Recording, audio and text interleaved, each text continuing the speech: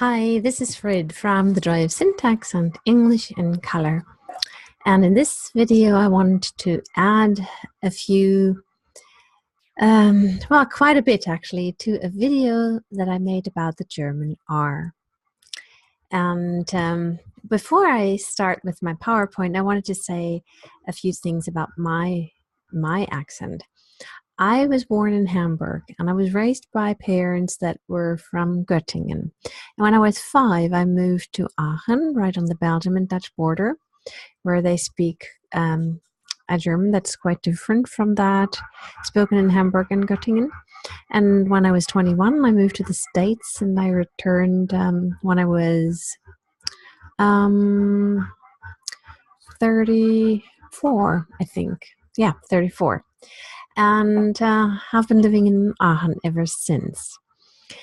And so when people hear me speak German, they always know that I'm not from wherever they are from, but they can always understand me. So people from Göttingen think that I have a horrid Rhinelandish accent, and the people from the Rhineland, especially Aachen, think that I definitely wasn't born here and sound quite foreign. And yeah, so I've never met a German who couldn't understand me. I have met plenty of Germans whom I couldn't understand easily.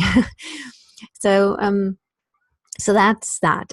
And then it's another interesting feature that when we start thinking about, or when I start thinking about how I speak, I become very self-conscious, and then I'm suddenly not quite sure anymore how I really say it when I don't think about things.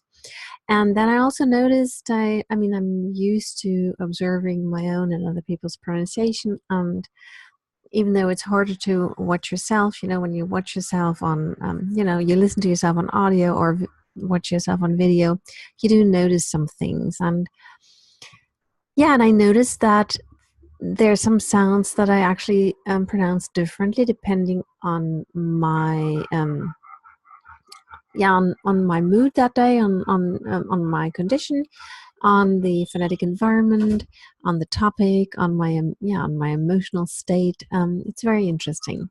So and that was that. So, and another thing is that there is a standardized written German. There is standard High German, and the written language is standardized, and that's actually an artificial standard. But there is no standardized German pronunciation. There is sort of High German pronunciation, and I sort of speak that. It's sort of the German spoken in the region around Hanover and Göttingen. But, I always wondered why Duden, one of the big dictionaries, or Warich, don't give you the IPA. And I think they don't want to upset anyone, and they don't want to give too many options. It's just that there are all these little nuances and differences. And then there are huge differences depending on where you're from. So people don't give you IPA often. Wiktionary, actually, the German pronunciation, German Wiktionary actually gives you IPA.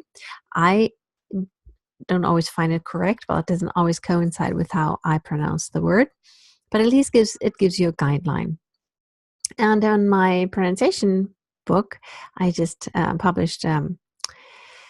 Actually, I just produced the prototype for the paperback version, the spiral-bound paperback version of my ebook on German pronunciation, and I used what I consider standard High German, and I only used one kind of symbol for the R, even though there are so many different R's. And so now I'm going to get to the PowerPoint itself, but I wanted to say that up front, I was going through this PowerPoint today, experimenting with some words. I'll explain that in more detail in a little bit.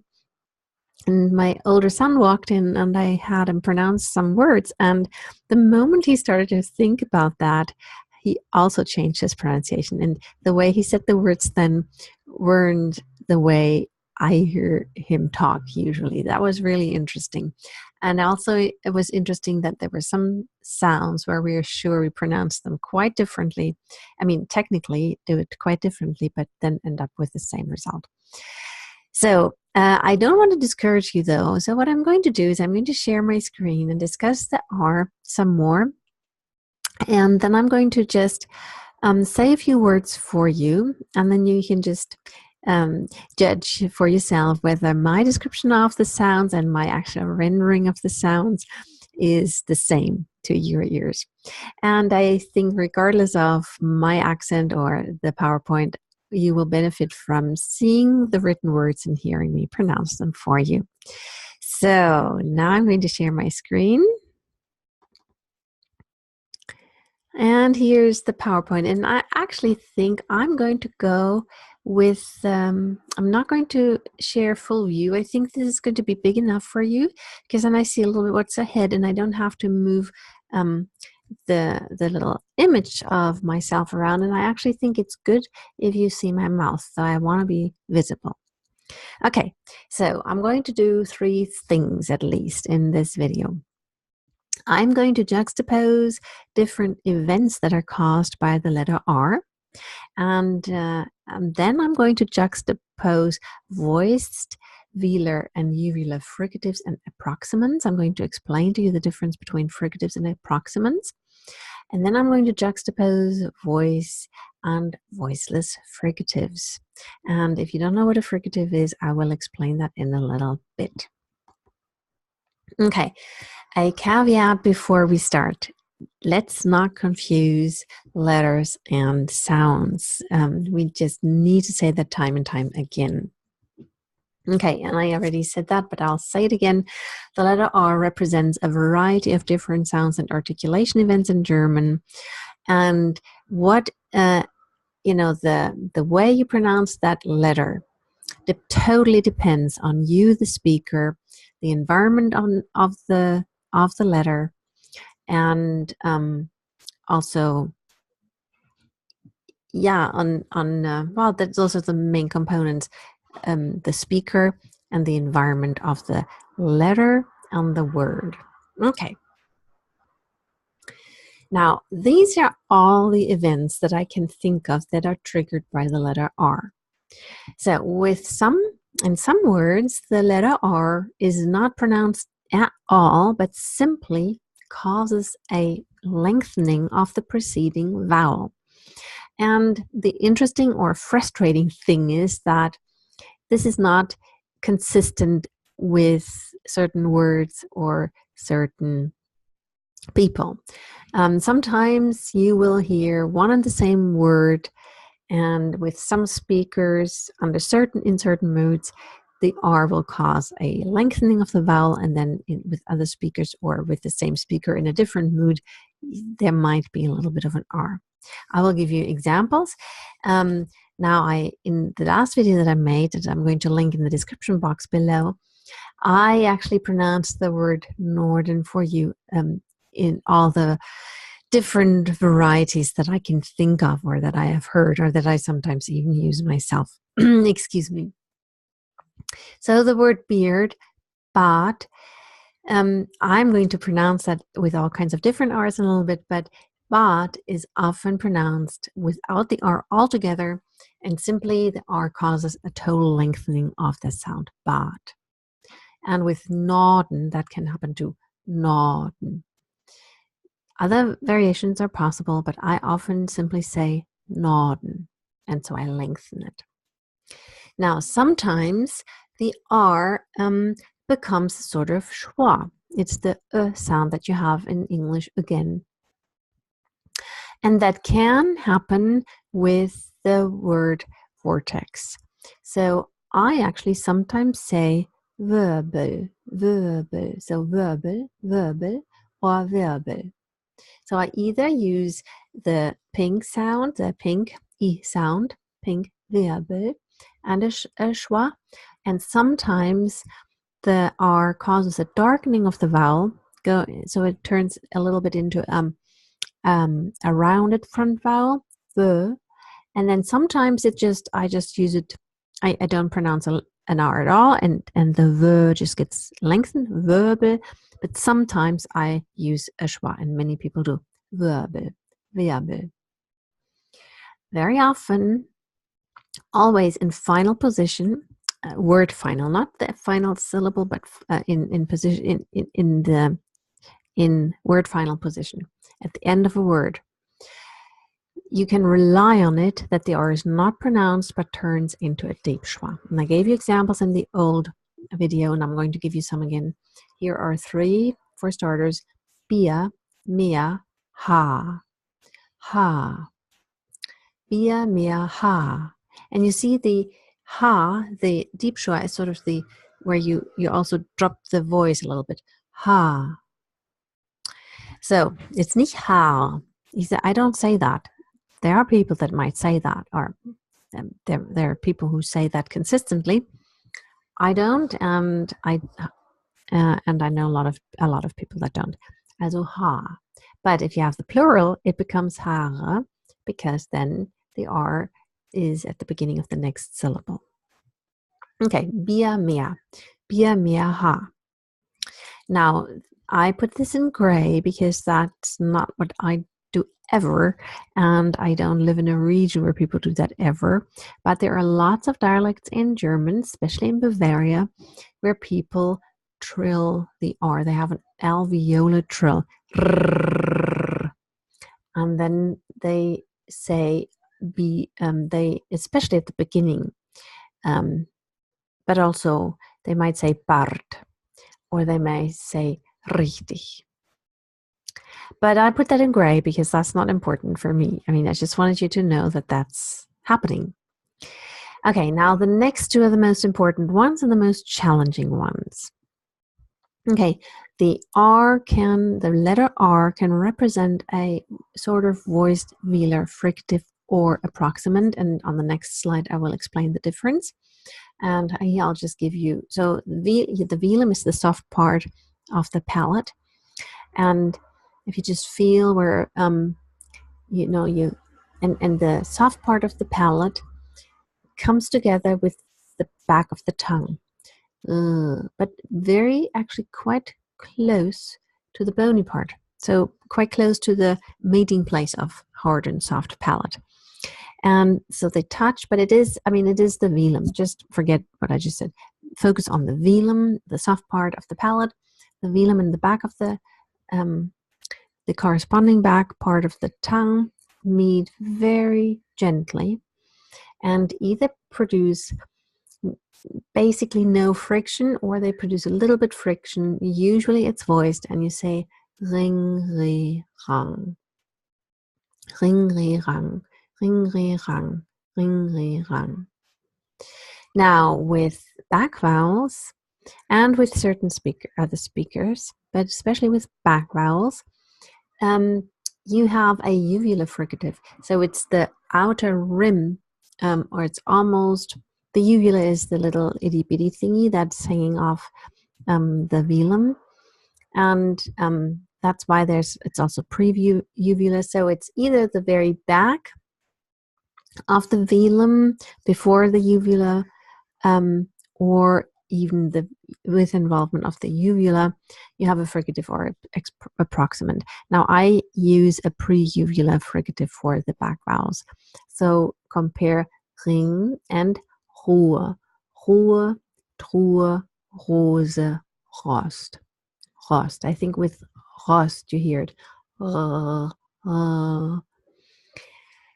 Okay, and then we have the uvula trill. I don't usually use it. Sometimes it comes out like that. I don't ever do it on purpose, and I don't think it happens much. But I guess there are some people with whom it happens more often. So these are all the events or happenings that I can think of that can be triggered by the letter R. Okay. Now, I am going to give you, or try to explain to you, the difference between an approximant and a fricative. Fricative has to do with friction, like that. And a fricative is sound where you squish the airflow in such a way, you don't stop the airflow, but you impede it in such a way by narrowing the passageway that there is quite a bit of noise. For instance, z, noise, z. That's English has two alveolar fricatives, a voiced and a voiceless one. So z as in zebra, zebra, that's a voiced fricative, alveolar fricative, and the s as in seal or snake, that is a voiceless alveolar fricative. So you feel, so I take the tip of my tongue and I press it up against the alveolar ridge, and then the air comes out. It's not impeded, but it comes out with a lot of hissing noise. That's a fricative. Another kind of fricative, and one that actually German and English have in common. These two German also has. We have z. At the begin, when the letter S occurs at the beginning of a word or syllable, it's voiced. So in High German, only in High German. So we have so, sie, so, zum, zum, zum, Suppe. And then in the middle of a word, when there is a double S, you know, like in the word nass, N-A-S-S, nass, wet, then it's voiceless, nass. Or when it's this funny hunchback S in Straße. So Fass, nass, Straße. So we have both of those sibilants as well, or fricatives. I'm sorry, man can also call them sibilants, but we'll call them fricatives. Then there's sheep, schaf, where you take the blade of the tongue on the tip and the front, not only the very tip, but that part of the tongue, and you press it up against the alveolar and the alveolar ridge and palate. It's, well, actually not the alveolar ridge itself, but behind the alveolar ridge. So it's alveolar ridge and palate, yeah. Okay, and you have it in shit and scheiße, schaf, and sheep. And the R can represent such a fricative. So I can, and that's a fricative. And an approximant is a sound where there is constriction, and you hear a little bit of constriction, but it's not enough to cause substantial noise. And an example in English is woo, as in wow, woo. So the W, Y, wow, woo, woo. So you round your lips, woo. So you restrict the airflow, but not enough to cause real friction. Woo. It's constricted, but it's not no friction. So it's in sometimes some approximants are like the woo is called a semi-vowel sometimes, because with vowels you don't have any additional noise. You only use your oral cavity to form a resonance chamber. You use your lips and your jaw and your tongue to shape the form and the size of the resonance chamber, and then you have the sound, the air with buzzing vocal cords coming out, and then O, O, I, E. Then you have vowels and diphthongs, and the same is true in German. And now, and a consonant, you use your organs of speech to create noise. When you stop the airflow, you squish it. You do something with your tongue. You redirect stuff out through your nose. So the airflow, of course, for the nasal. So you do things. You manipulate the airflow in different ways, and you often cause additional noises or some other experience. And an approximant is sort of in between. You have a little bit of a constriction, you have a little touch of, you hear somehow that the airflow comes up against constriction, but it's not a noise. So woo is a very good example, and yee is a very good example. Yes, yes, yes. So it's there's a little constriction, we hear a little bit of noise, but it's not very much. Okay, and with the R, you can actually have both. So I'll give you the velar and the preuvula, approximant and fricative. Now this I copied from Wikipedia. Sometimes, so when the approximant, when the R is an approximant, some people put this little diacritic sign underneath it, and when the the uvula R is an approximant, people put that opposite sign under it. I actually always use this symbol to represent all R's, and people just, yeah, and then even though the events are slightly different. Okay, now I'll give you the approximant. Darin, daran, darin, daran, daran, darin, daran. Here it's very soft. The velum, there's the air can escape, but there is a little bit of a constriction, and you hear it a little bit. Darin, and it's all voiced. Darin, daran.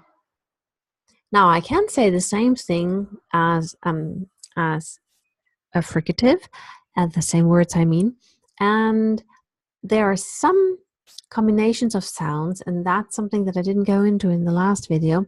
When you have a vowel, a consonant before the R, or you have so that the R together with other consonants forms a cluster, then there's often slight devoicing of the R, and then there's more friction. But let me give you this. So I can say Regen, Regen, Regen, darin, Regen. I can say it very softly as an approximant, but I can also say Regen, Regen, and then there is friction. So Regen, Regen, Regen, darin, daran, approximant. Regen, darin, daran, fricative.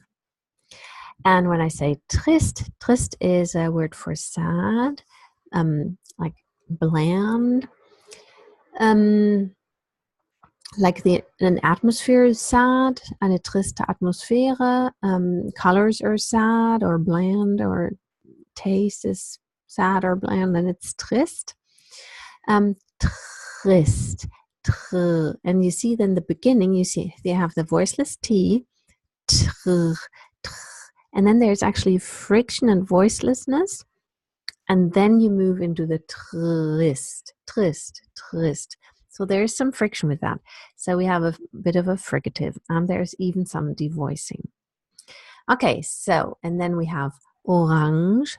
When you say darin, daran, when I say it, it's further in the front of the mouth. And when I say orange, that's for me pre-uvula, or even uvula, orange, but it's very soft, orange. But I could say orange. I don't say that, but you could say that. And then you have the word Truhe, Trost, trotzdem. So you see, then we have friction, and then it turns into something softer. I'll say the words again. Darin, daran, Regen, Regen, trist, orange, Truhe, Trost, trotzdem. Okay, here's something fun. I think I took the word beard in German, and I tried to do everything. So I couldn't do anything with a schwa, but everything else I can try. Okay, so just using the R to lengthen the vowel, but using it, replacing the R by a deep schwa, goes bad, bad, bad. So you actually bad. You make your mouth smaller, but you still have a vowel, bad. And you have a little bit of an intonation. Bad, bad, your mouth stays static, it's open, bad, and bad, bad. You have an intonation wave, and your mouth closes, bad, bad. Now with a post-alveolar trill, bart, bart.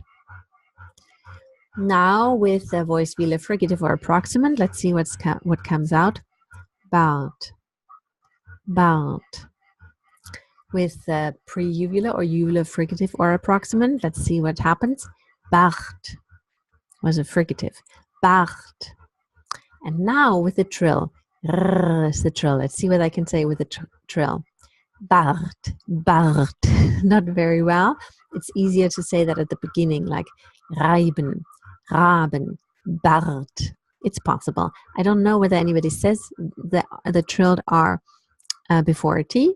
However, I just did it just to show you how the word sounds different with the different types of events caused by the letter R. Okay, now here's a review from last slide. I showed you the three very basic rules for the letter R. At the beginning of a word, it is one of these fricatives or approximants, and it's either velar or uvula. Richtig, gerecht. Richtig, gerecht. Rich, rich. And I'll talk about the difference between these two fricatives, the voiced and the voiceless, in a minute. Richtig, gerecht. Now, at the end of a word, it becomes the deep schwa. Wir, aber, der, bear, or I say bear, ha. And then inside, at the end of a syllable, inside of a word, all kinds of different things can happen. You actually have three more options for the Wirbel, but I'll say the three that I find most interesting now.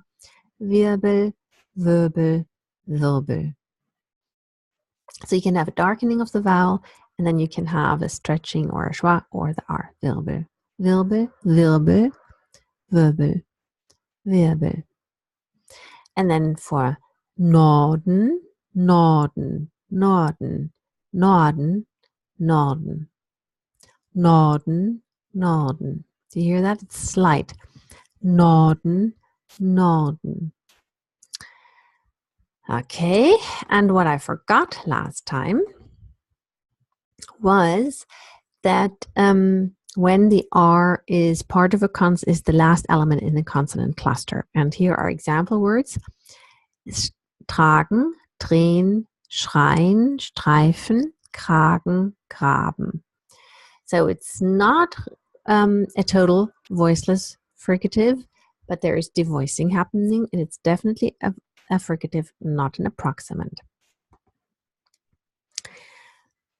Okay, now I want to juxtapose the voiced fricatives or approximants that can happen with, as a result of the letter R being in the word, and the voiceless fricatives there are. And there are three voiceless fricatives that happen in the back of the mouth, that happen. Okay, I'll just say them. One is never described like this, but I want to describe it like this. It's a voiceless palatodental fricative. It's often called a palatal fricative, but I don't agree with that. A palatal fricative, with the palatal fricative, the tongue either touches the palate or is extremely close to it. And when I say this sound, ich, I mean, the tongue is close to it, but not as close as when you say scharf, for instance. And what I find, but I kept the palate in there because the tongue is positioned under the palate and it is raised towards it, but it doesn't touch it at all. And my upper teeth are involved. So the side of the tongue touches the side of the upper teeth. And that's why I said palatodental. It's the side of the tongue touching the side of the teeth.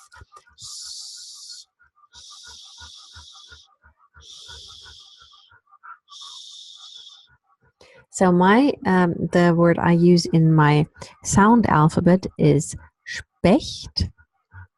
That's the woodpecker. Specht. Specht. And it, of course, occurs in the very important word ich. Now, some people in this region where I live say ich, where they have a sound like sheep, but standard German says ich. Specht, ich.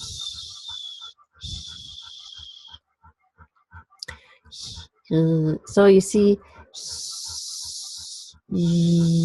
voiced would be but we don't have that in German, I think. So this is the voiceless palatodental fricative Specht, ich. Sometimes it's also just called the ich sound. Now, then, going a little bit further back, we have a voiceless velar fricative, and that's in the word book. Buch, buch. And that is actually, that coincides, that's the same location, same place of articulation where this R happens. So say Buch, ring, Buch, ring. So you can turn the Buch into a voiced fricative or approximant. So Buch, hear the difference? Buch, and then further back we have the voiceless uvular fricative that you have in the word hole, like there's a hole in my pants. Loch and acht und ach, ach, ach. Ach is oh, ah, ach, and acht, 8, or Achtsamkeit, mindfulness, acht, Loch. So, Specht, Buch, Loch. And now when we go Loch, acht, we can turn that into an R. Ach, ra, ach, so you can have the friction, or you can stop the friction. Loch.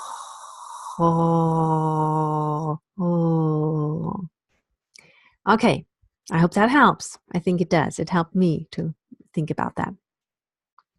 I'll read the words for you. Ring, Ri, Rang, Ruhe, Truhe, Rose, Rost, Specht, Ich, Buch, Loch, Acht.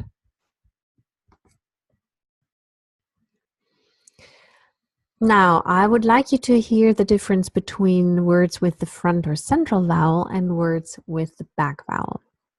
I mean, words that start with an R, or where the syllable starts with an R, and then these vowels follow. Okay, now in my book, I use this R, as I said, so it's richtig, but you could actually richtig. So we can have, it can be richtig oder richtig. Richtig. So for these, I could really use these signs, but nobody recognizes those as an R. The upside down R is, I think, better, more recognizable. I might change my mind about that. Okay, so I'll just read these. Richtig, gerecht, Regen, rascheln. Now, Ruß, rutschen, Rose, Rost, Rau. For me, there's a little bit of, there's more friction. Ruß, rutschen, Rose, Rost, Rau. There's more friction. It's further back in the heart, in the throat. Here I juxtaposed words with just the R and then words in a cluster. So we have Richter, Trichter, Riese, Trist, Ragen, Tragen, Kragen, Rose, Trost, Rost, trotzdem. Okay, here I'm juxtaposing words with the voiceless and the voiced fricatives or approximants. Specht, ich, richtig. So we see that's a different location. Ich, so ich is further in the front part, more toward the front. It's right in the middle of the mouth, not in the back. Richtig. Specht, ich, richtig. Now we have Buch, and then the smell is Geruch, Geruch, Ruch, uch, Loch, uch, och. Now for the long, high front vowel, I go with the sound, It's in between the velum and the uvula, Buch, and then Geruch, Geruch. So this word is fantastic because it juxtaposes the R, which is mostly voiced, and then the Geruch, Geruch, Geruch, Geruch, Geruch, Geruch. Pretty similar location, not quite. This is a little bit further back, I think. Geruch, Geruch. Loch, Roch. Roch, he smelled. Das Loch. Loch, Roch. Loch, Roch. Roch, Roch.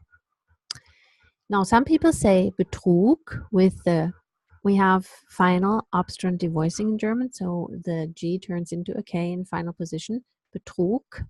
But in the north especially, and also in Lower Saxony, we say Betrug. So instead of the long, high front vowel, you have the slightly lower, still high, short back vowel here. Ooh, the long, high back vowel. Betrug, Betrug, Betrug. And you see there's quite a bit of devoicing happening for me there. You have Betrug, Betrug. Dach, ach, acht, Rache, Rache, Rache, Rache. I can say Rache, Rache, Rache. So we have quite a bit of leeway on how to pronounce that R. So Rache, Rache, Rache. Okay, here now is the very beginning from a children's book that I love very much. It's Der Räuber Hotzenplotz. Now look by Ottfried Preußler, and here it's very nice. Räuber, this R is not pronounced, it's replaced. The E and the R become a deep schwa, Räuber, Räuber, and I have a very soft Räuber. I have a Velar Approximant, I think, voiced Velar Approximant, Räuber. Then I have Hotzenplotz, no R, Ottfried, Ottfried, Ottfried, Fried. And Preußler. This R is pronounced, that one is not. Okay, now I'll just try it and we'll see what happens. You'll find that some of the R's that appear are not pronounced and some are pronounced and some are changed. Okay. Einmal saß Kaspers Großmutter auf der Bank vor ihrem Häuschen in der Sonne und malte Kaffee.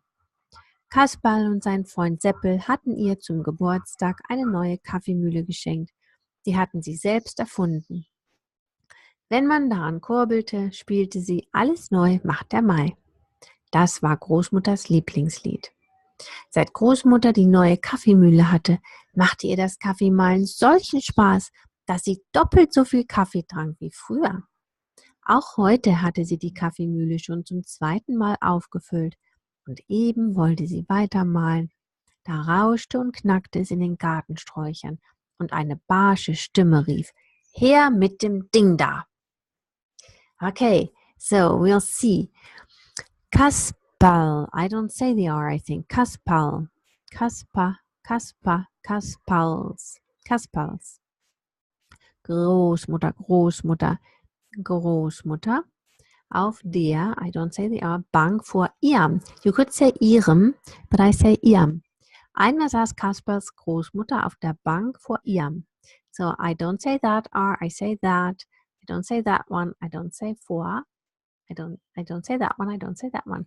Einmal saß Kaspers Großmutter auf der Bank vor ihrem Häuschen in der Sonne und malte Kaffee. And I usually say Kaffee, but somehow when I read this, I want to say Kaffee.